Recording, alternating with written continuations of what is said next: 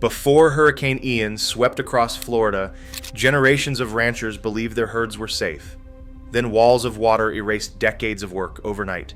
News of thousands of dead cattle sent shockwaves far beyond rural Manatee County, but official records revealed something very different from the viral headline. How did families lose everything while emergency systems failed to deliver critical help?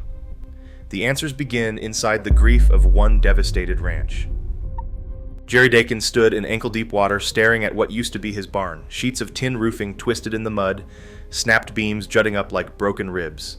The wind had torn 3 shelters to pieces, and the other 5 barns had gaping holes where roofs once sheltered hundreds of cows.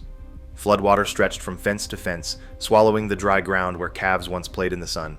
In that chaos, the herd scattered, some trapped by the rising water, others battered by flying debris, and Jerry's voice, hoarse and flat, carried across the yard. He said he had never lost this many animals, and it was just unbelievable. The storm did not just take structures, it took lives, quietly and all at once. By the time the sun returned, more than 250 cows lay dead, drowned, crushed, or simply gone from the strain of surviving a hurricane that raged for hours. For a family that had lost no more than 8 animals in any year before, the scale of loss was impossible to process. Courtney Dakin walked the ruined pasture, counted bodies, and tried not to break down. She said the most cattle they had ever lost was 8. They were up to about 250, and that number was still rising. The calves fared no better. Some were found shivering, caked in mud, their mothers gone. Others wandered through the debris, their cries echoing in the empty fields. Workers moved quickly, piling the dead where the ground was solid enough and waiting for help to arrive. And the state sent a mobile incinerator, but the earth was too soaked for burial. The smell of loss hung heavy in the air. No one talked about numbers that day. It was about names, faces, and the weight of every animal lost. These were not just livestock. They were the lifeblood of the ranch, raised from birth, known by temperament and habit. The Dakins had spent decades building this herd, each generation adding to the line. Jerry paused, wiping his face with a muddy hand. He said, "You raise them, you care for them, you watch them grow, then in a single night, it was all gone." The barn was silent except for the drip of water from the torn rafters. Sunlight filtered through the holes, catching on dust and feathers. Somewhere outside, a lone calf called for its mother. The Dakins gathered what they could, comforting the animals that survived, but every corner of the ranch felt emptier. The storm had taken more than buildings and fences. It had carved a hole in the heart of a family, leaving behind questions that no official report could answer. In the days after the storm, neighbors arrived in battered trucks, arms full of blankets and water jugs. The Dakin family's market, usually a place for selling milk and cheese, turned into a relief kitchen.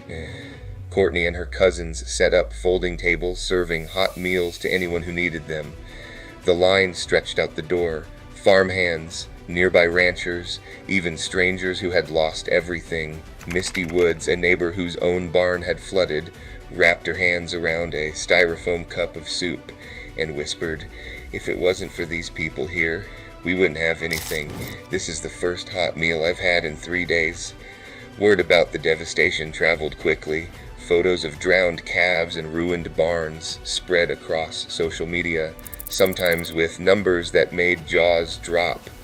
One headline shouted about 12,000 cattle lost, sparking disbelief and outrage far beyond Florida. People from as far as Wisconsin and Texas messaged the Dakins, asking if the rumors were true, offering prayers, or just venting anger at the scale of the tragedy. The numbers kept shifting, but the pain was real.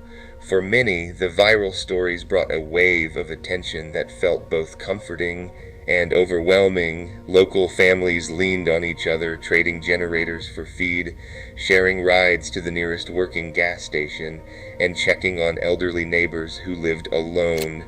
Kids who should have been in school spent their mornings helping clear debris from fields or bringing buckets of water to thirsty animals.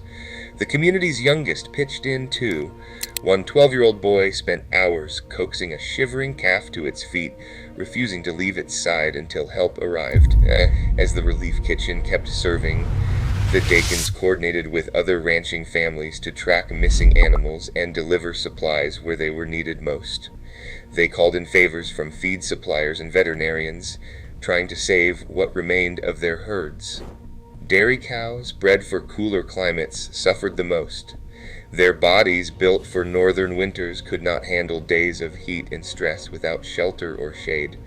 Many that survived the storm showed signs of shock, trembling, refusing to eat, milk production plummeting.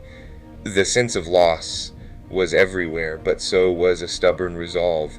Families who had spent generations working the same land refused to let the storm break their spirit. By the end of the first week, the relief kitchen had served hundreds of meals, and volunteers were still coming. The viral headlines faded, but the network of support remained stronger than ever. Even as questions about the true scale of the disaster swirled online, the people on the ground focused on what mattered most, helping each other survive the hardest days they had ever known. Official numbers arrived in the form of a brief survey from the Florida Department of Agriculture and Consumer Services. The report, labeled preliminary, listed at least 250 cattle deaths across the state in the days following Hurricane Ian. That figure, drawn from rapid self-reporting by ranchers, was both a starting point and a source of confusion. While the Dakins and their neighbors counted bodies in the fields, the state's tally represented only what could be confirmed and recorded in the chaos. The survey, sent out just after the storm passed on September 29th, relied on phone calls, emails, and handwritten notes from farms struggling to clear debris and restore power. Some responses arrived within hours, others trickled in days later, making the official count a moving target. The methodology was simple but imperfect. Ranchers reported confirmed deaths, while animals missing or in distress were listed separately. As a result, the survey noted over 250 confirmed dead, but also flagged more than 257,000 calves statewide as being under stress, a figure that included everything from visible injuries to animals refusing to eat. The distinction mattered. Only carcasses counted toward the official death toll, while stress and illness often led to losses in the weeks that followed, invisible to the initial survey. Rumors of 12,000 dead cattle spread faster than the official numbers could catch up. Viral posts and headlines often conflated the number of stressed or missing animals with confirmed deaths, fueling a narrative that outpaced the facts. In reality, the scale of loss was devastating for individual families, but statewide, the numbers never reached the heights claimed online. The Florida Department of Agriculture and Consumer Services survey, though incomplete and subject to revision, provided the best available baseline, a sobering snapshot of the disaster, stripped of exaggeration but heavy with the weight of every lost animal. Behind the numbers stood the survey authors and agricultural agents, working long hours to piece together a picture of the storm's true toll. Their challenge was not just counting bodies, but making sense of a disaster that left more questions than answers, and ensuring that every report, no matter how small, found its way into the state's official record. On paper, disaster response in Florida follows a clear chain of command. The state's logistics map, updated as Hurricane Ian churned toward landfall, showed convoys of National Guard trucks and rescue boats staged along the Gulf Coast and in urban centers. Helicopters circled barrier islands searching for stranded families. High water vehicles rolled into Fort Myers and Naples, their radios crackling with urgent calls. In the first 72 hours, nearly every available asset was assigned to human search and rescue, power restoration, and supply drops in the hardest hit cities. Outside the spotlight, rural communities waited. Ranchers dialed emergency lines reporting flooded pastures and stranded cattle. Some calls went unanswered for hours, others reached county dispatchers who passed the requests up the chain, only to hear that animal rescue teams would not deploy until all human evacuations were complete. The state's resource logs from late September list hundreds of guard missions, most tagged for coastal neighborhoods, hospitals, and urban intersections. Livestock assistance, if noted at all, appeared as a footnote, one mobile incinerator, a handful of veterinary supply drops, and scattered mentions of animal feed deliveries days after the floodwaters rose. For families in Manatee and Hardy counties, the gap became painfully clear. While helicopters ferried supplies to cut off barrier islands, ranchers watched their herds weaken in knee-deep water. The state's own deployment timeline shows that in the first 3 days, not a single National Guard unit was dispatched specifically for livestock rescue. By the time help arrived, the worst losses had already occurred. The official focus on urban centers left rural callers waiting, their needs slotted behind the next urgent city request. In the aftermath, the question lingered: when disaster strikes, who gets help first and who waits for the water to recede? The ground at Dakin Dairy never had a chance to dry. Days after the storm, the soil was still waterlogged, turning each step into a slow, sinking effort. With burial impossible, field crews faced a grim backlog. Hundreds of carcasses scattered across the ranch, decomposing in the heat. The state's solution arrived in the form of a mobile incinerator, hauled in on a flatbed and parked near the edge of the main pasture. Its steel doors swung open, revealing a chamber barely large enough for the task ahead. Crews in protective gear worked in shifts, moving bodies from the fields to the incinerator's maw. Each trip was a race against time. In the Florida sun, decay set in fast. Within hours, the air thickened with the stench of rot, and flies swarmed in black clouds. The saturated ground made heavy equipment nearly useless. Loaders sank axle deep, and workers sometimes resorted to dragging carcasses by hand. By the fifth day, a backlog of bodies remained. The incinerator could only process so many at once, and each load took hours to burn. The risk of disease and water contamination grew with every delay. Runoff from decomposing cattle threatened nearby ditches and creeks, raising fears of bacteria leaching into the water table. For the crews, the work was relentless, hot, hazardous, and unending. They measured progress not in numbers, but in the slow clearing of the fields in the hope that eventually the smell would fade. The disposal crisis revealed the limits of disaster response, exposing how quickly a natural event could tip into a public health emergency when the land itself refused to cooperate. County officials tallied the losses, their spreadsheets filling with numbers that grew more staggering by the hour. Manatee County alone reported $126 million in agricultural damage, a figure that dwarfed anything seen in recent memory. Across the state, the total bill for agriculture after Hurricane Ian landed at $4.78 million, but for the families who lost herds and land, no number could capture the true cost. Producers demanded answers. Some filed public records requests, seeking to understand how disaster aid was allocated and whether rural needs had been factored into the state's response. Emails and phone logs became the next battleground, with ranchers pressing for transparency on everything from feed deliveries to the timing of emergency alerts. They wanted to see the data, who got help, when, and why. For many, the silence from official channels felt almost as heavy as the floodwaters that had swept their cattle away. The financial strain began to ripple outward. Insurance adjusters arrived, but payouts lagged behind the mounting bills for feed, repairs, and lost production. Some ranchers faced the possibility of selling land or culling what remained of their herds just to keep going. The threat was not just to this year's bottom line, it was to the survival of family operations that had weathered hurricanes for generations.